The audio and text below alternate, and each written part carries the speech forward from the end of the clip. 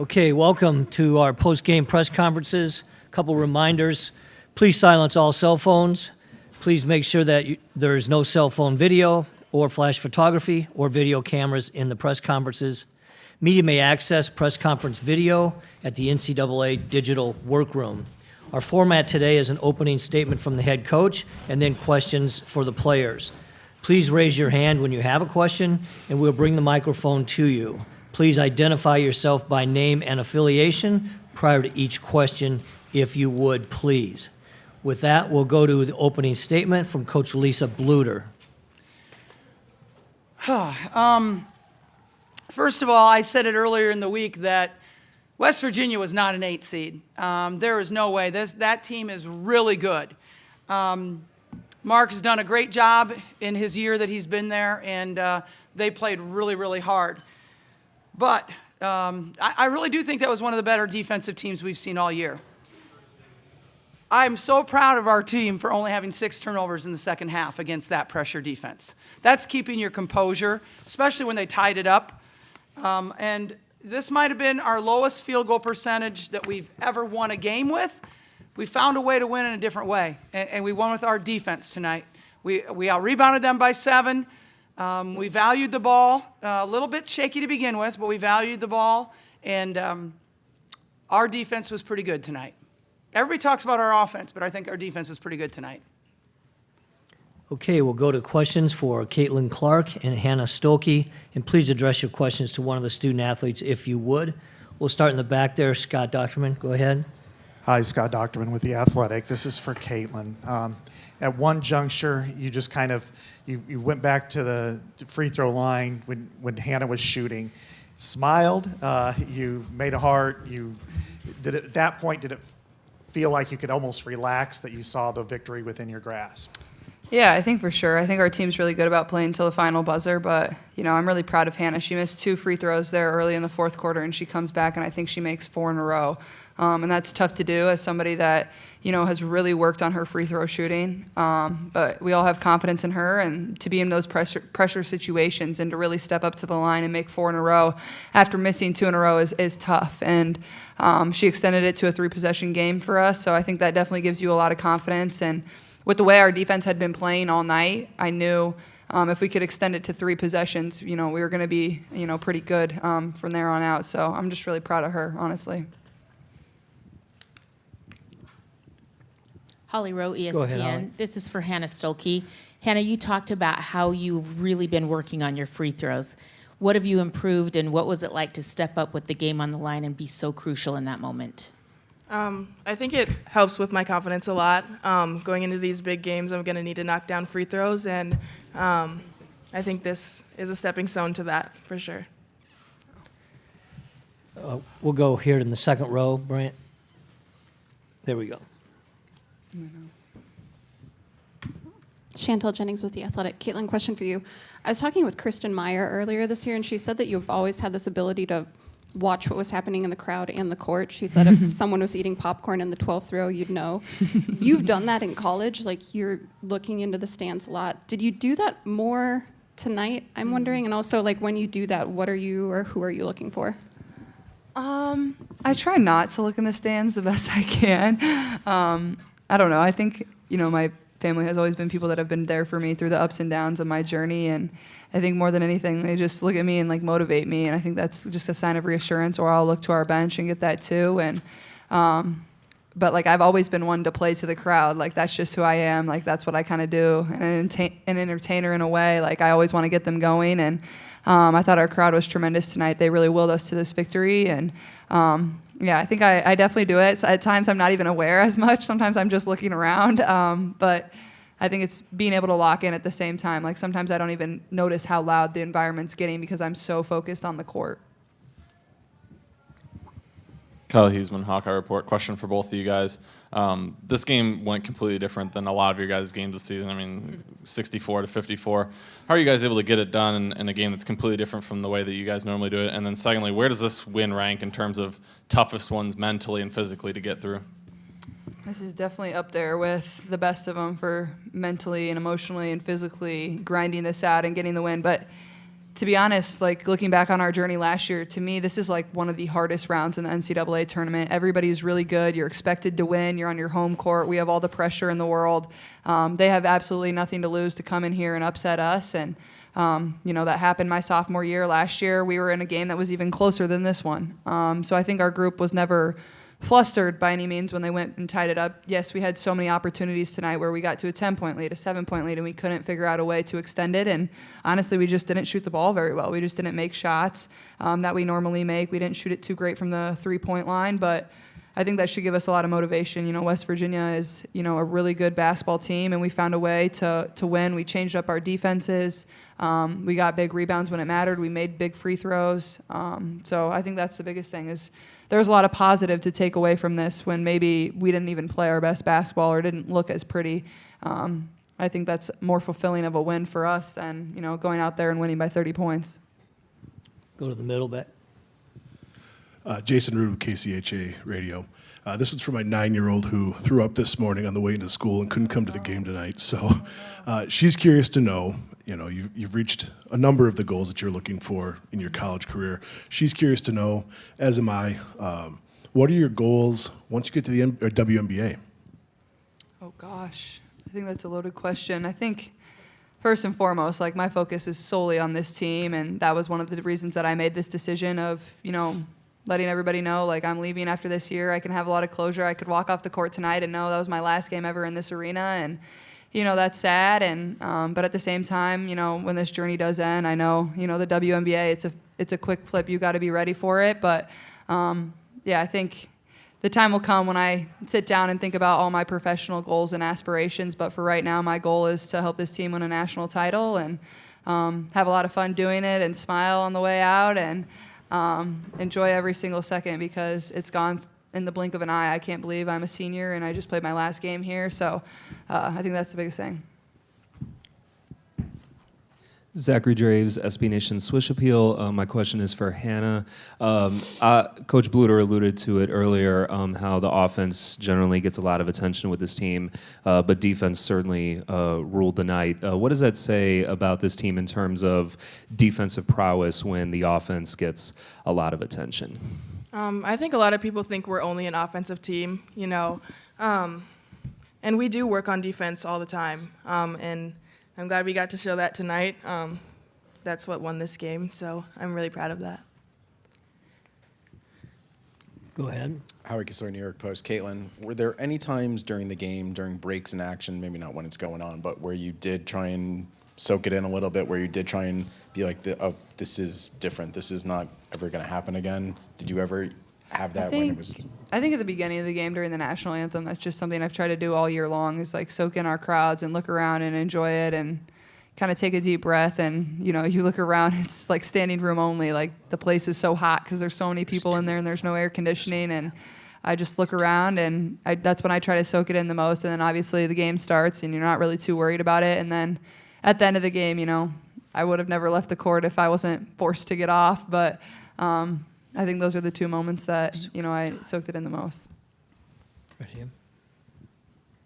Yeah, Michael Vopel, ESPN.com. Caitlin, I think only 7 assists for Iowa tonight. Not something you're going to see very often in the whole history of Iowa basketball.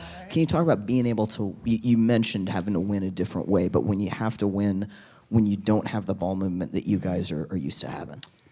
Yeah, I think it's definitely difficult when people are out pressuring and denying us like they were. I think it's definitely something we can learn from. There's going to be teams we face, going into the next round that are going to pressure us the same exact way. I thought we should have ripped through. We should have been in triple threat. We should have been ready to make passes. But also, I thought we drove downhill really well, and that's what you're going to get when people are up pressuring you. But yeah, 7 assists is not Iowa basketball, but at the same time, we didn't make many shots, so we only made 17 shots. We made 5 threes. I was the only one to make a 3. So, like I said, our offense wasn't stellar by any means tonight, but I'm just so proud of our group. Our defense was really phenomenal, and I know we'll get right back to it. It's kind of an anomaly, and that's what happens sometimes. But you got to be gritty and find a way to win, and that's exactly what this team did. Last question for the student athletes. Tanner Mounts, U92. This is a question for Caitlin. Tonight was one of the best crowds that I've seen since I've been covering games. What would you say about the support that they've given you over your last 4 years, now that you've just completed your last game here? Yeah, I think I could probably talk about them for a really long time, and I think more than anything is just like thank you. I'm very grateful that I got to play in an environment that supports women's athletics the way that they do, not only women's basketball, and to be honest, they've been doing this before I ever stepped on campus. Maybe it wasn't quite at the magnitude that it is now, but you know, these people and these fans show up, and they have shown up, and they will continue to show up. They understand how good our sport is. They understand where the sport's going. But they've, you know, shared in a lot of really special memories for myself, and a journey that, you know, I've changed a lot as a person and as a basketball player over the course of my last 4 years, and they've been a big part of that too. So I think the biggest thing is just thank you. I'm forever grateful, and I hope there's a lot of times where I can come back and be in the crowd at sold-out Carver Hawkeye Arena cheering for, you know, young girls that, you know, want to be like us. Thanks, Caitlin, and thanks, Hannah. Okay, we'll go to questions for Coach Bluter. We'll start here in the front. Dennis? Dennis Dodd, CBS Sports. Lisa, you knew West Virginia was physical. You knew they were very good defensively. If someone had told you before the game you'd be held 30 under your average, Caitlin would have one field goal in the last 16 minutes, and you guys would have one field goal in the fourth quarter, how would you have liked your chances? Yeah, probably not very good. I mean, you know, that's typically not our style, but we found a way. And I'm so proud of this team for being able to divert from what, you know, usually works for us and find a different way to win. Again, I thought against that pressure defense that we only turned the ball over 15 times. That is the lowest of any West Virginia opponent all year. And so I am extremely proud of our women for keeping their composure in that situation. And it certainly helped playing with a terrific home crowd.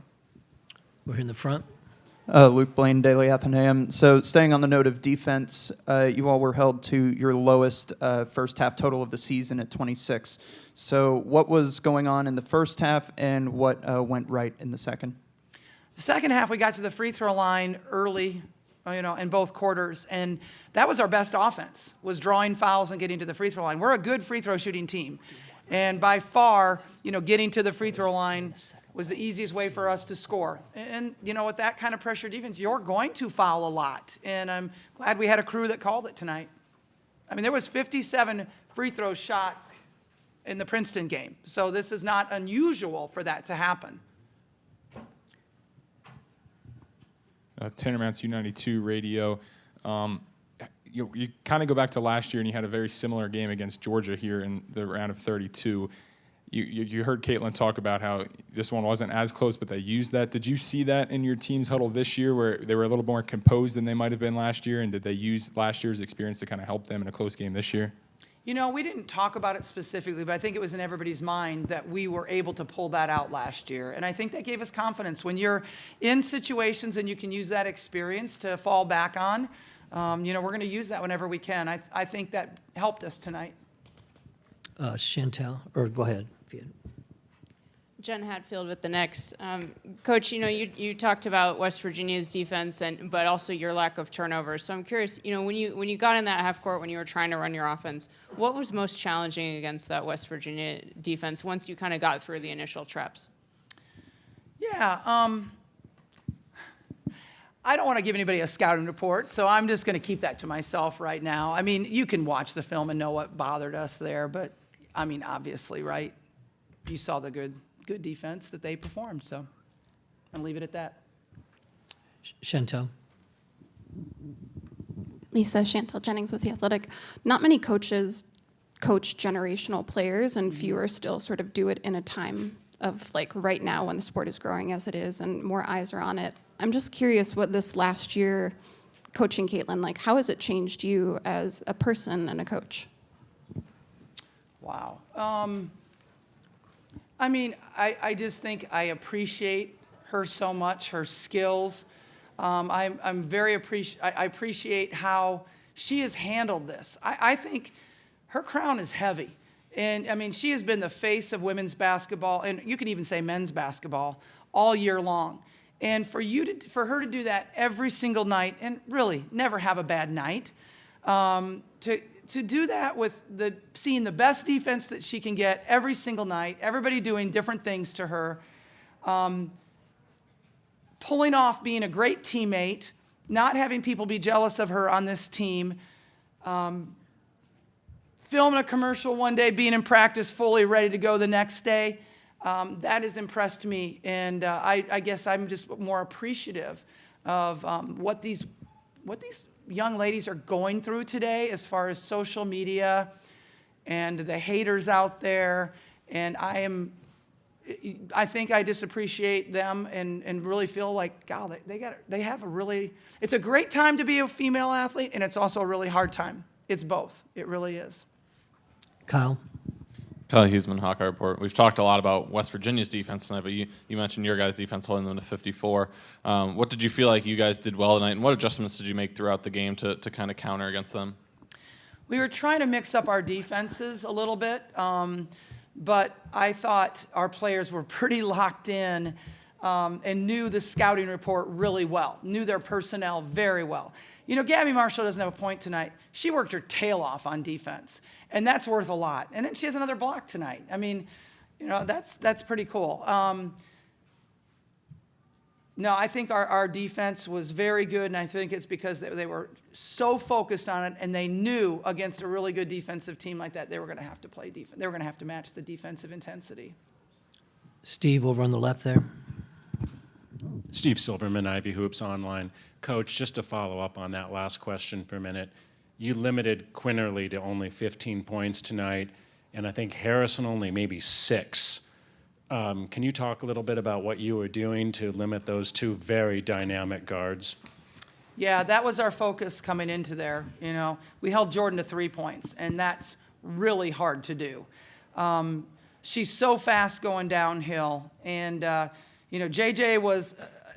She's an incredible player, but again, our defensive focus was on those two players, and we knew we were going to give up some open shots to other people, but we really felt other people are going to have to beat us. We're not going to let those two beat us. Other people are going to have to do that, and I think you know, I mean, there were some people that stepped up and made some shots. Kaya Watson, she played a really good game tonight, one of her best, I think. You know, Jayla Hemingway came in and played a really nice game too, but again, you take the ball out of the hands of those two players, it's different.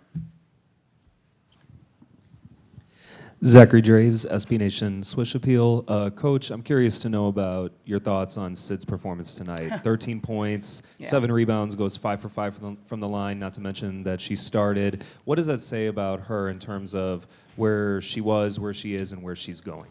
I'm so glad that you asked about Sid because honestly, we were tied up with 2 minutes, right? Her drive, left-hand layup, fouled, three-point play, that was a huge momentum for us. So I'm really proud of Sid. And her ball handling has improved so much. Her confidence has improved so much. But, I mean, rebounding-wise, she ends up with 7. We had a lot of good rebounding performances, though. Kate has 10. Hannah has 11.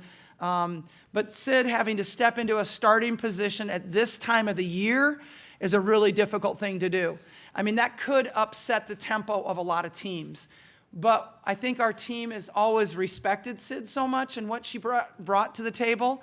I'm proud of the rest of the group for not hanging our heads that we don't have Molly, but instead is, okay, now we get Sid in the starting lineup. And it's just a mentally, you know, positive way to think about it. Okay, we'll go to the middle for our last question for Coach. Jason Drew, KCHA. Along the same vein, Hannah Stuelke, 11 total rebounds, you know, 5 on one end, 6 on the other end. Just curious your thoughts on her play tonight in the paint, and then also had 12 points as well. Yeah, she rebounded the ball really well for us tonight, and that we needed that.